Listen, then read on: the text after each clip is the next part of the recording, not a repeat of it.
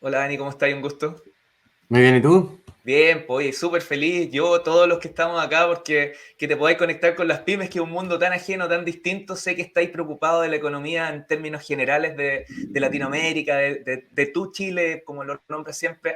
Eh, y por eso valoramos mucho el tiempo y no voy a alargar mucho y voy a partir con la primera pregunta mientras te van dejando las de otros.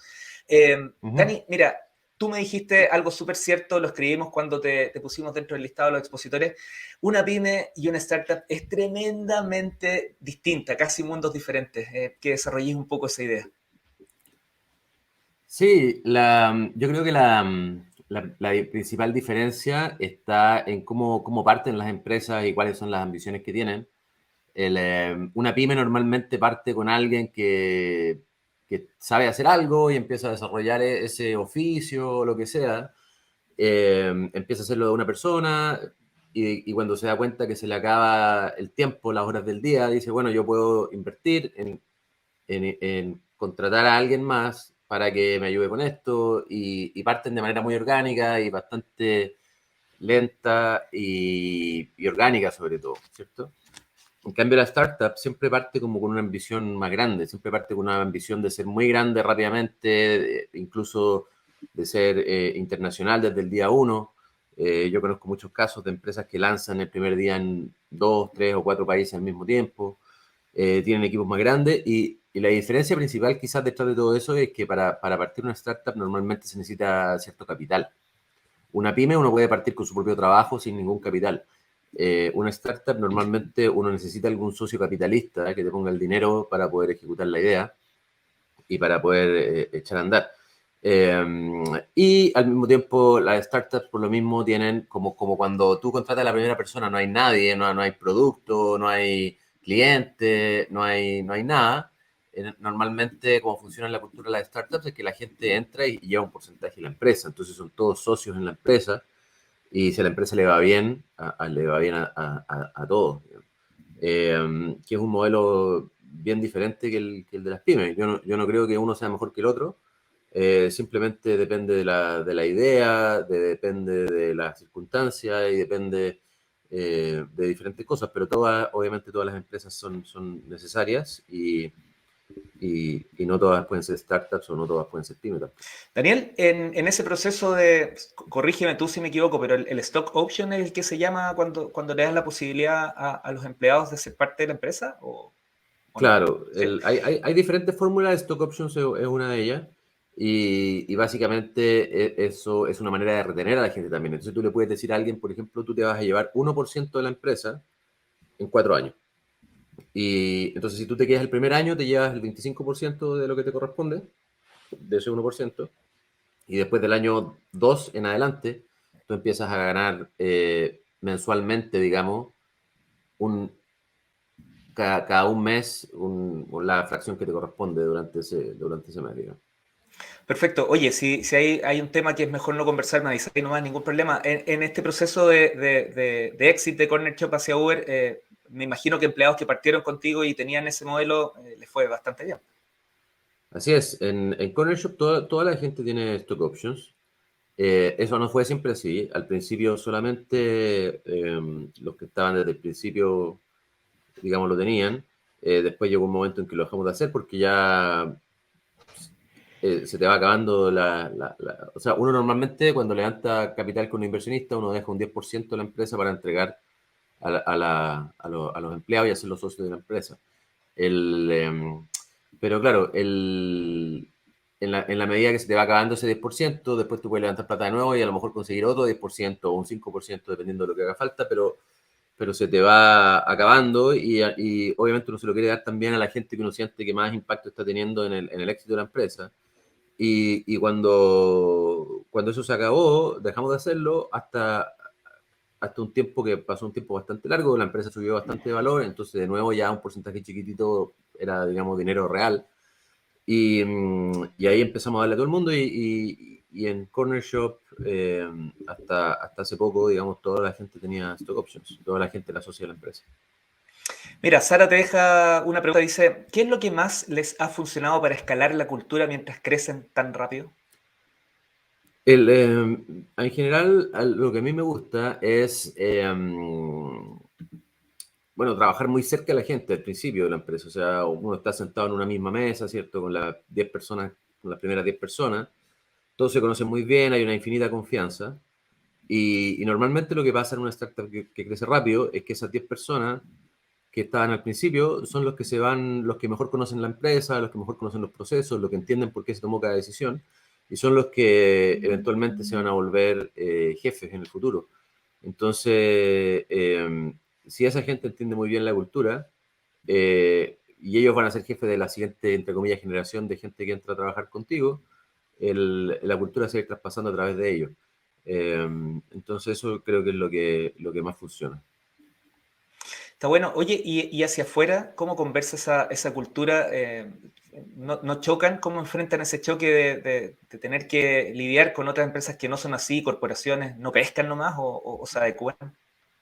El, eh, yo creo que en general cada empresa tiene su cultura. Yo creo que lo que define la cultura de cada empresa es más o menos el año en que fue fundada, más o menos la edad de los fundadores y el background de los fundadores. En el caso de Corner Shop, nosotros los tres fundadores somos ingenieros de hacer productos, digamos, ingenieros de software y siempre pusimos mucho foco en eso, mucho foco en la tecnología, mucho foco en eso. Esas son las cosas que definen nuestra cultura, yo creo, como a grandes rasgos. Obviamente también hay un tema más generacional que tiene que ver con la siguiente pregunta que pusieron por ahí, que trata de ser una empresa sin jerarquía. Eh, Nosotros tratamos de ser muy horizontales para que todo el mundo pueda expresar su idea, para que todo el mundo pueda compartir su idea, para que todas las ideas se escuchen y salga adelante la mejor. Eh, Eso es muy difícil de lograr si es que la gente no cree que su idea va a ser escuchada o la gente no dice su idea, ¿cierto? Hmm. La gente, todo el mundo tiene ideas, pero nadie las va a decir. O hay gente que está viendo que un proceso está roto todos los días y si no siente que tiene como el poder de comunicarlo y de ser escuchado y las ganas, obviamente, de querer resolver el problema, no lo va a hacer. Entonces nosotros en el Corner Shop tratamos de tener una cultura donde todo el mundo se siente dueño de todos los problemas, todo el mundo tiene el derecho, digamos, de hablar con quien sea para resolver ese problema, ese tipo de cosas. Entonces es una empresa más ágil, sin tanto proceso y sin tanta estructura quizá. Cada vez más con más estructura, obviamente, porque estamos creciendo mucho, pero en general es una empresa que está basada un poco en la proactividad y en la capacidad emprendedora de la gente. Oye, recordamos que le puedes dejar tu pregunta a Daniel Undurraga a través del chat. Las estamos privilegiando las que están en vivo versus algunas que nos habían enviado antes por lo mismo, porque están en vivo y hacen ese ejercicio. Antonio González dice, Daniel, ¿cómo resolvieron el problema del huevo o la gallina en tus startups? Es decir, buscar un equilibrio entre clientes y choppers para que Sí, la plataforma les genere valor. sí. Esta es una de las diferencias entre ser una pyme y una startup. Corner Shop jamás podría haber sido una pyme, no podría haber nacido como una pyme. Porque Corner Shop necesitaba mucha inversión al principio para poder financiar shoppers que no están haciendo nada, básicamente. Nosotros lo que hacíamos cuando lanzábamos una ciudad nueva o una zona nueva en una ciudad o un país nuevo o lo que sea, contratábamos los shoppers pagándole un sueldo fijo, digamos 8 o 10 horas al día, para que estuvieran con el celular prendido, sentados afuera del supermercado esperando a ver si entraba un pedido y entraba un pedido al día. Y teníamos 10 shoppers. Eh, pero la única manera de crecer es tener siempre sobrecapacidad, porque tú necesitas que toda la experiencia de cada cliente al principio, sobre todo, sea muy buena y que sea o sea, que sea mucho mejor de cualquier alternativa que haya en el mercado. Entonces, lo que hacíamos nosotros era tener siempre más shoppers de lo que estimábamos que necesitábamos. Les pagábamos para estar ahí, aunque no hicieran nada. Y de a poquito fuimos migrando a un modelo más elástico que cambia, digamos, de acuerdo a la oferta y la demanda con el tiempo, pero al principio siempre tuvimos que pagar a gente, entre comillas, para hacer nada. Y para eso se necesita inversión. Qué tremendo. Oye, otra pregunta que nos llegó muchas veces tenía que ver con la decisión de salir. Mira, ahí llegó Leonor, ya la voy a hacer, pero partí esta. La decisión de voy hacia nuevos mercados, ¿eso es natural? Uh -huh. ¿Siempre van a ser global? Parece obvia mi pregunta, pero tienes que decidir en algún momento qué mercado. ¿Cómo hacen eso? Sí, nosotros en general sabíamos que éramos una empresa latinoamericana, porque nosotros ya habíamos hecho una empresa antes que se llamaba Clan Descuento, que la vendimos a grupos en Estados Unidos, que terminó operando en 8 mercados de América Latina y aprendimos bastante de la idiosincrasia de cada país, de cuáles son los países con más potencial, etcétera.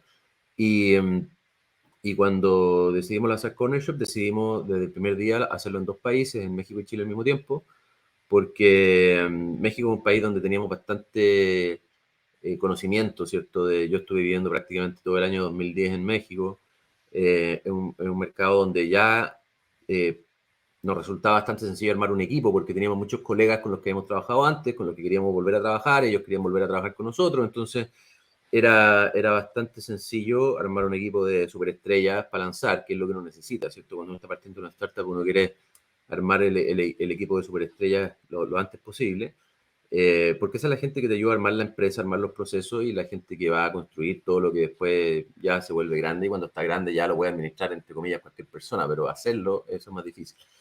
Y entonces, nosotros decidimos lanzar en México y Chile al mismo tiempo por la razón de que nosotros no entendíamos también el problema que estamos resolviendo. Nos imaginábamos ciertas cosas, pero no teníamos certeza. Nada, ninguno de nosotros viene del mundo del retail, ni del mundo de los supermercados, nosotros todos venimos del mundo de las startups, de la innovación, del emprendimiento, de la creatividad. Entonces, lo que hicimos fue decidí lanzar en 2 países para asegurarnos de que la solución que estamos construyendo es una solución global, escalable, a nivel global, que está en multi-idioma, porque el español mexicano es diferente, que está en multimoneda, en diferentes usos horarios, que permite diferentes esquemas de impuestos. O sea, todo eso es más fácil construirlo bien desde el principio que hacer algo específicamente para Chile, por ejemplo, y después cuando ya está funcionando en Chile, lanzar eso en México y empezar a transformar esto que construiste en otra cosa. Eso es como construir un auto y en la medida que uno va andando en la carretera, empezar a transformarlo en un bus, porque ya necesita más usuarios, necesita... Mucho más fácil hacerlo bien desde el principio y decir, mira, este sistema necesita varias monedas. Necesita operar en pesos chilenos, pesos colombianos, reales brasileños, etcétera. Necesita operar en diferentes usos horarios y mostrar la hora localmente y hacerte una estimación de cuánto se va a demorar tu pedido localmente desde la tienda que está cerca de tu casa a tu casa, independientemente si tú estás en Ciudad de México, en Santiago o en Sao Paulo, etcétera. Entonces, todas esas cosas, el hecho de lanzar en 2 países al mismo tiempo te facilita mucho construir bien un sistema que es escalable, que es internacional, que no depende de alguna idiosincrasia local. Y al mismo tiempo te permite sacar conclusiones mucho más profundas, porque si yo hubiese lanzado Corner Shop solamente en Chile no hubiese funcionado, porque Corner Shop en Chile al principio no funcionó, porque en Chile hay solamente 3 supermercados, los 3 supermercados nos dijeron que no les interesaba trabajar con nosotros. Entonces, si nosotros hubiésemos lanzado solamente en Chile, probablemente hubiéramos llegado a la conclusión de que Corner Shop no tenía sentido, nunca hubiésemos hecho la empresa.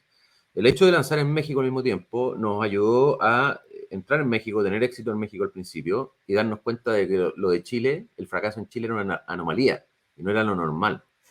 Y de hecho después en Chile nos fue increíble, solamente porque lanzamos en México también. Increíble. Oye, un clásico, vamos a hablar de eso también, de la cultura y idiosincrasia versus esto que enfrentan las pymes. Mira, Leonor deja una pregunta que puede representar a muchas, y yo aquí lo voy a agregar de mi interpretación, me puedo equivocar, Leonor, tú me corriges en vivo nomás, no hay problema.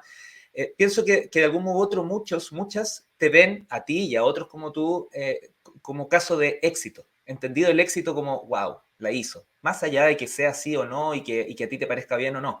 Pero en ese concepto, esta pregunta pienso que tiene mucha validez porque es como, dime, ¿qué puedo hacer? Mira, la pregunta es, ¿qué consejo me daría? Somos un negocio nuevo en el mercado, tenemos la primera tienda física en Chile, pyme, pura.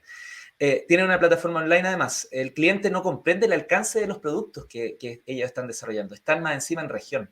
Son @decoratucumple.cl. ¿Hay algún consejo que Dani le pueda entregar a esta El, emprendedora? mm, a ver, si la gente no entiende, no sé a qué te refieres con que no comprende el alcance de los productos. Me imagino que no entiende qué es lo que venden. Um, pero yo creo que eso se soluciona con marketing, sobre todo online. El marketing es bastante barato. O sea, tú puedes comprar la palabra cumpleaños en Google y pagar, no sé, 100 pesos chilenos y para aparecer ahí varias veces. Entonces, la gente que está buscando eso en Internet te puede encontrar.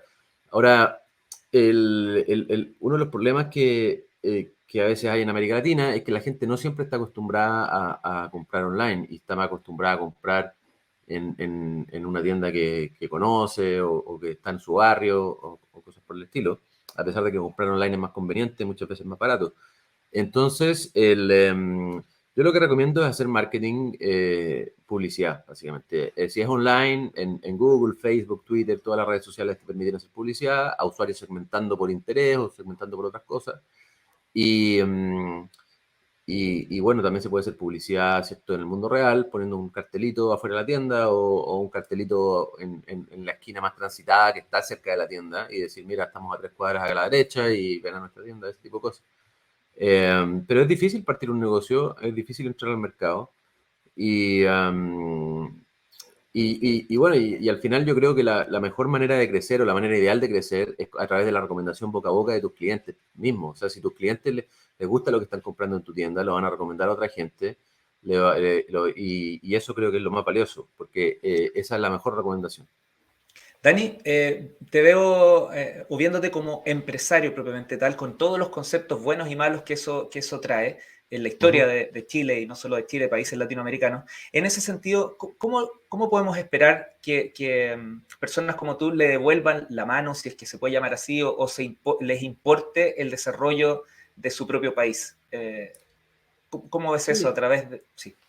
Sí, mira, yo creo que hay otras sociedades, como la sociedad americana quizá, donde el concepto de filantropía está mucho más desarrollado y donde la gente que le ha ido bien tiene un camino mucho más claro para hacer cosas más sociales, porque hay muchos ejemplos y hay mucha gente a la que uno puede copiar o uno se puede inspirar.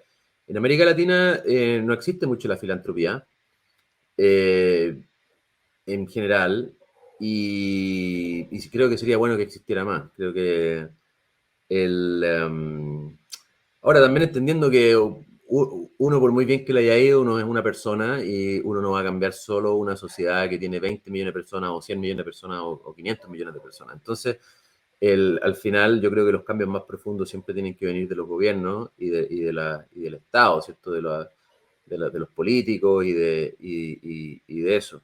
Ahora, creo que la experiencia nos dice que esos cambios tardan bastante, los políticos no siempre tienen a la gente en el mejor interés de lo que hacen, sino que muchas veces están más preocupados de reelegirse y de salir y de llegar al poder, ¿cierto? Y una vez que están en el poder, de mantener el poder, que hacer bien a la gente. Entonces, también en esa realidad, también, claro, una sola persona haciendo las cosas bien y haciendo las cosas eh, ¿cierto? Con seriedad y con dedicación, también puede tener un impacto bastante grande.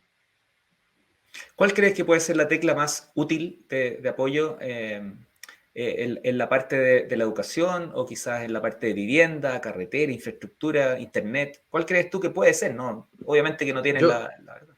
yo creo que en general uno tiene que ver estas cosas como una inversión. Todos los proyectos a largo plazo se tienen que mirar como inversión y se tiene que tratar de medir los resultados. Eh, en ese sentido, yo siento que lo más importante es la educación, porque la educación es algo, la gente va al colegio por durante 12 años de su vida. Y esa es la educación más importante. O sea, después la gente va a la universidad, pero al final lo que uno aprende y lo que te marca como tu nivel cultural y tu nivel cognitivo, creo que está en los primeros 12 años, ¿cierto? En la educación primaria y secundaria.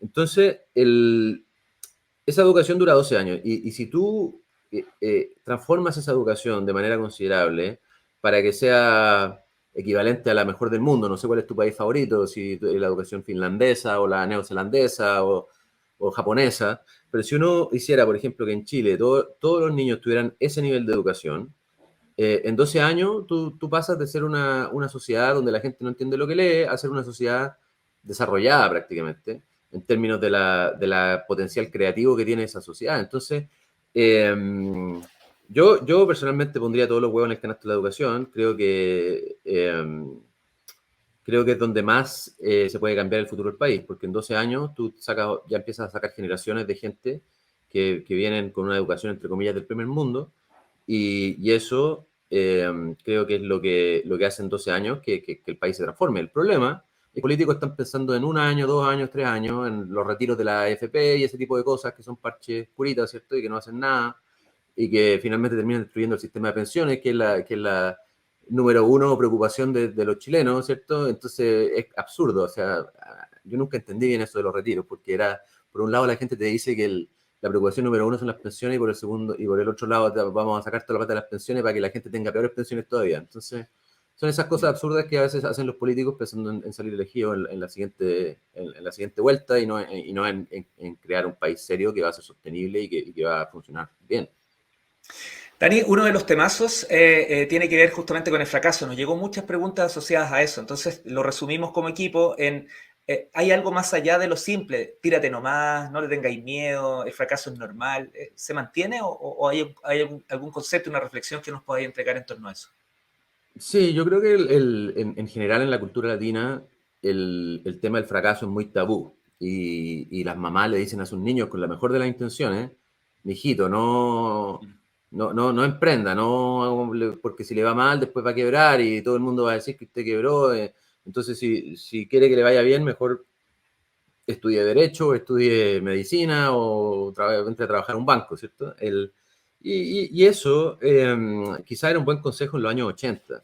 Yo creo que hoy es un mal consejo porque el mundo está cambiando rápido, el mundo se hace más chico, se hace más globalizado, cada día es más fácil solucionar algo en Chile y poder exportar esa solución a Brasil o a Japón. Entonces, y los países que le va bien son normalmente los que hacen eso, ¿cierto?